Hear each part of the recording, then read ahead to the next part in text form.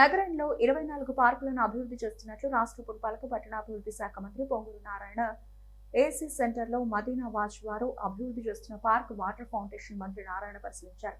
నగరంలో మరికొన్ని ఫౌంటైన్లను అభివృద్ధి చేయడానికి ముందుకు వచ్చిన మదీనా వాచ్ కంపెనీ ఇంతియాజ్ వారి కుమారులను మంత్రి అభినందించారు.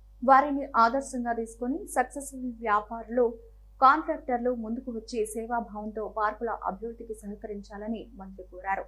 అభివృద్ధి చేస్తున్న పార్కులను ప్రైవేట్ వారి సహకారంతో అభివృద్ధి చేయనున్నట్లు మంత్రి తెలిపారు. ఈ పార్కుల్లో అవసరమైన క్రీడా పరికరాలు, ఎక్విప్మెంట్ సిఎస్ఆర్ ఫండ్స్ నుంచి ఏర్పాటు చేస్తామన్నారు. ఈ పార్కుల నిర్వహణ సేవాభావం ఉన్న ప్రైవేట్ వారికి ఇస్తామన్నారు. నెల్లూరు నగరాన్ని స్మార్ట్ సిటీగా, మోడల్ సిటీగా రూపొందించాలని 14-19లో సీసీ రోడ్లు, అండర్ గ్రౌండ్ డ్రైనేజీలు తదితర పనులు చేపట్టామని, తర్వాత వచ్చిన ప్రభుత్వం వీటిని నిర్వీర్యం చేసిందన్నారు. ఈ కార్యక్రమంలో రంగమయూర్ రెడ్డి, కార్పొరేటర్ ప్రశాంత్, విజయభాస్కర్ రెడ్డి, మదీనా వాచ్ అధినేతలు, పలువురు నాయకులు పాల్గొన్నారు.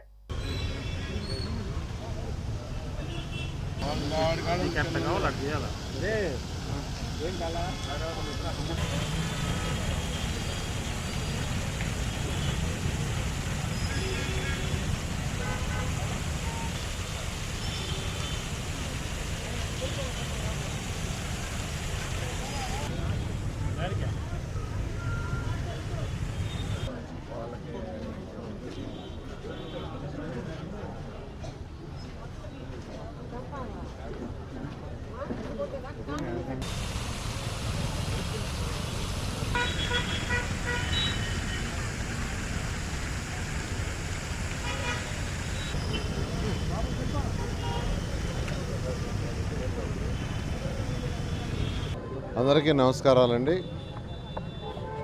ముందుగా మదీనా వాచ్ ఏదైతే నెల్లూరులో చాలా బ్రాండ్ వాల్యూ, లాంగ్ పీరియడ్ నుంచి అసలు వాచ్ అంటేనే మదీనా వాచ్ అనేది జనరల్ ఇట్స్ ఏ బ్రాండ్. ఆ యొక్క అధినేత ఇంతియాజ్ గారికి, వాళ్ళ యొక్క కుమారులు ఒకరు ఉస్మాను, ఇంకొకరు వచ్చి షోహెబ్ వారిని ప్రత్యేకంగా అభినందిస్తున్నాను.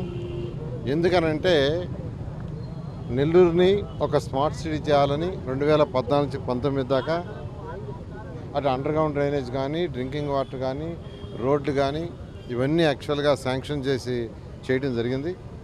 అయితే గత ప్రభుత్వం వాటిలన్నింటినీ పక్కన పెట్టడం జరిగింది.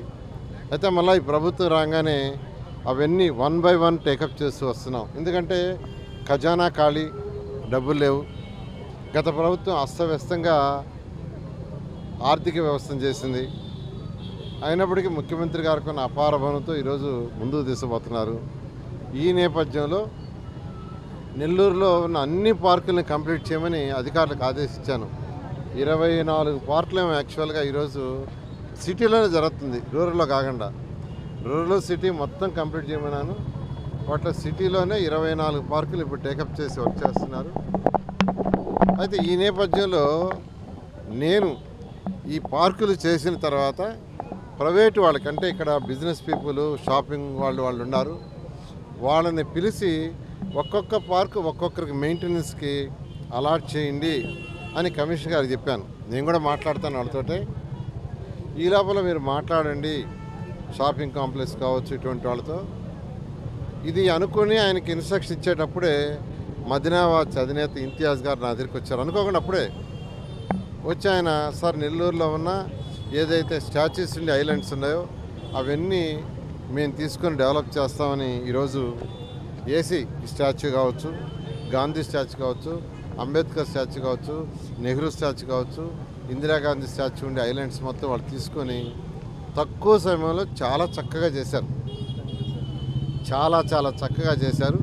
ఈరోజు ఇక్కడ ఈ స్టాచ్యూని నేను విజిట్ చేశాను, వారు కూడా ఇక్కడ ఉన్నారు.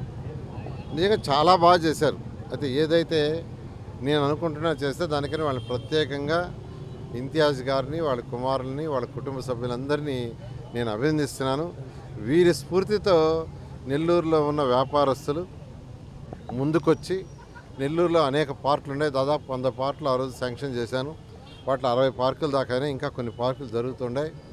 ఒక్కొక్కరు ఒక్కొక్క పార్కు తీసుకొని ఆ మెయింటెనెన్స్ బాధ్యత తీసుకోండి. ఎందుకనంటే ప్రైవేటు వ్యక్తులు మెయింటైన్ చేసినట్టుగా ప్రభుత్వంలో మెయింటైన్ చేయడం కష్టం.